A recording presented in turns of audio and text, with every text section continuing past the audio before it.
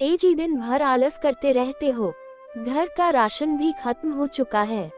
जाओ कोई काम धंधा ढूंढो और राशन लेकर आओ। रामू गुस्से में घर से निकला और गांव की तरफ जाने लगा।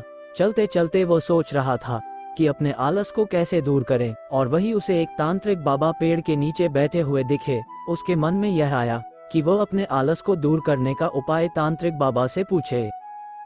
तांत्रिक बाबा से कहा कि मुझे बहुत आलस आता है और किसी काम में मन भी नहीं लगता है।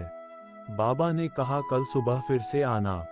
इतना सुनते ही वह सीधा घर चला आया और अपनी पत्नी से कहा कि आज मुझे एक तांत्रिक बाबा पेड़ के नीचे बैठे हुए दिखे। मैंने सोचा उनसे अपने आलस को दूर करने का कोई उपाय पूछूं।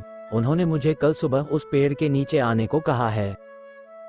सुबह होते ही रामू तांत्रिक बाबा के पास जाने लगता है।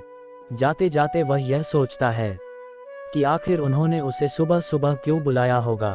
तांत्रिक के पास पहुंचने के बाद तांत्रिक बाबा ने रामू से कहा कि इस जगह पर एक गड्ढा खोदो। वह सोच में पड़ गया कि तांत्रिक बाबा गड्ढा खोदने को क्यों कह रहे हैं। फिर वह गड्ढा खोदने लग गया।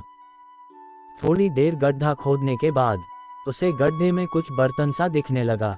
उसने थोड़ा और खोदा तो उसने एक बर्तन देखा। उसे उठाया तो उसे पता चला कि उस बर्तन में तो सोने के सिक्के हैं।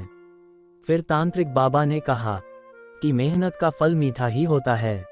अगर तुम जीवन में ऐसे ही मेहनत करते रहोगे तो तुम बहुत आगे बढ़ोगे।